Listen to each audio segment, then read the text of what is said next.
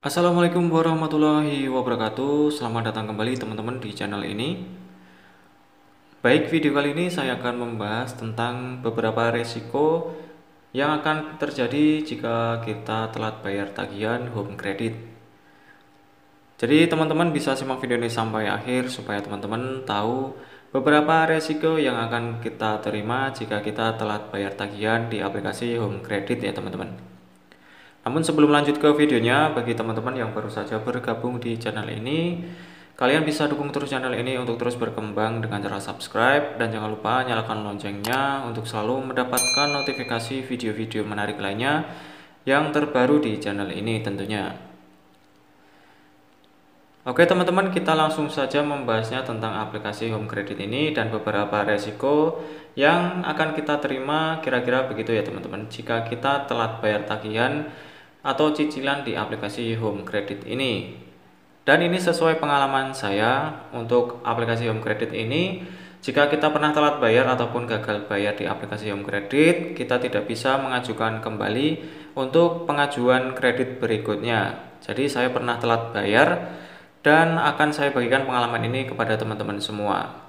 Untuk resiko yang pertama, jika kita pernah telat bayar atau telat membayar cicilan di aplikasi home credit ini, tentunya untuk resiko yang pertama kita tidak bisa lagi mengajukan pinjaman atau mengajukan kredit di aplikasi home credit ini. Jadi misalkan teman-teman pernah kredit HP ataupun kredit laptop di aplikasi home credit ini, terus teman-teman pada waktu kredit yang pertama itu pernah telat ataupun pernah gagal bayar, kalian tidak bisa mengajukan kredit yang kedua kalinya. Karena saya pernah telat bayar ya teman-teman, atau pernah gagal bayar di aplikasi home credit, jadi saya tidak bisa mengajukan untuk kredit berikutnya. Terus untuk resiko yang kedua, tentunya data kita sudah di blacklist atau dicap hitam ya teman-teman, karena kita memiliki riwayat pinjaman yang cukup buruk. Jadi sebisa mungkin teman-teman jangan sampai telat bayar ataupun gagal bayar di sebuah kredit atau pinjaman baik online maupun offline, supaya menjaga data teman-teman, supaya kalian ketika nanti meminjam atau kredit di berikutnya kalian bisa langsung di ACC. Untuk resiko yang ketiga, tentunya teman-teman akan mendapatkan bunga yang selalu bertambah jika teman-teman telat bayar. Nanti teman-teman akan selalu bertambah bunganya setiap bulan ataupun setiap hari ya teman-teman. Jadi nanti dikalkulasikan oleh jumlah kredit kalian. Jadi ketika kita telat bayar, misalkan jatuh tempo kalian tanggal 10, terus kalian membayar tanggal 20 atau akhir bulan, itu tentunya kita akan mendapatkan bunga atau tambahan biaya untuk setiap bulannya. Jadi bunga itu tentunya kita harus membayar ya teman-teman. Jadi misalkan total teman-teman kredit kalian 2 juta, mungkin bisa saja karena gara-gara kalian telat bayar, kalian bisa menjadi 2.100.000 atau 2.200.000 seperti itu. Jadi teman-teman sebisa mungkin menghindari supaya tidak telat bayar ataupun gagal bayar. Dan untuk resiko yang keempat, jika teman-teman pernah telat bayar ataupun gagal bayar, tentunya kita akan mengajukan pinjaman ataupun mengajukan kredit di aplikasi lain juga tidak bisa, kemungkinan ya teman-teman, tidak bisa di ACC maksud saya. Karena kita memiliki riwayat pinjaman yang cukup buruk, jadi kemungkinan kalian tidak bisa mencairkan pinjaman di aplikasi yang lain ataupun di aplikasi di home credit ini. Jadi sebisa mungkin teman-teman menghindari keempat risiko itu supaya teman-teman bisa mengajukan kembali untuk kredit ataupun pinjaman di aplikasi home credit ataupun aplikasi lainnya.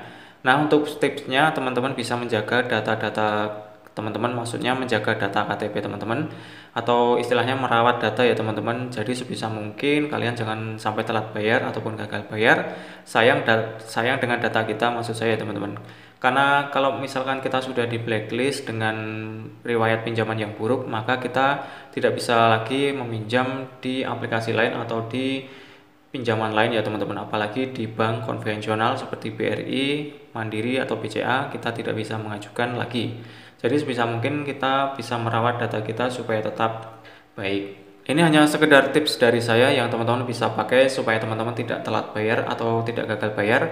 Jika teman-teman memiliki tagihan di aplikasi home credit, teman-teman misalkan tanggal jatuh tempo kalian tanggal 15, sebisa mungkin teman-teman sudah menyiapkan gaji kalian atau menyisihkan gaji kalian untuk membayar tagihan di aplikasi home credit ini. Jadi istilahnya uang yang dipakai untuk mencicil aplikasi home credit kalian sisihkan terlebih dahulu untuk membayar ketika nanti akan jatuh tempo. Seperti itu ya teman-teman. Jangan dipakai uang itu untuk keperluan pribadi. Sisihkan saja sebagian gaji teman-teman untuk membayar cicilan di aplikasi home credit ini. Supaya intinya data teman-teman tetap baik dan tetap terjaga. Intinya ketika nanti teman-teman ingin mengajukan pinjaman yang lebih besar lagi, kalian bisa langsung di ACC, atau teman-teman ingin mengajukan kredit yang lebih besar lagi, bisa di ACC atau cair ya teman-teman. Dan ini sedikit cerita tentang pengalaman saya teman-teman. Dulu saya pernah kredit HP di aplikasi Home Credit ini pada waktu beberapa tahun yang lalu, dan saya sering telat membayar ya teman-teman. Dan akhirnya ketika saya ingin mengajukan ulang, saya tidak di ACC ataupun tidak bisa cair untuk pengajuan kredit berikutnya. Jadi buat pengalaman teman-teman tentunya semoga teman-teman terhindar dari telat bayar ataupun gagal bayar di sebuah aplikasi pinjaman online maupun di aplikasi Home Credit ini. Sebisa mungkin menjaga data teman-teman itu lebih baik, karena menjaga data itu fungsinya untuk kita sendiri ya teman-teman, untuk menjaga data kita sendiri. Jika suatu saat kita membutuhkan dana yang lebih besar, kita bisa pinjam ke bank konvensional seperti Bank BRI ataupun Bank BCA ataupun bank yang lainnya, supaya nanti ketika kita di cross check KTP kita atau di BI checking kita tetap aman ya teman-teman, sehingga dana yang kita butuhkan bisa cair seperti itu. Oke teman-teman, mungkin cukup sampai di sini saja pembahasan tentang beberapa risiko yang akan kita terima, kurang lebih seperti itu ya teman-teman. Semoga video ini bermanfaat untuk kalian dan menjadi bahan referensi untuk kalian.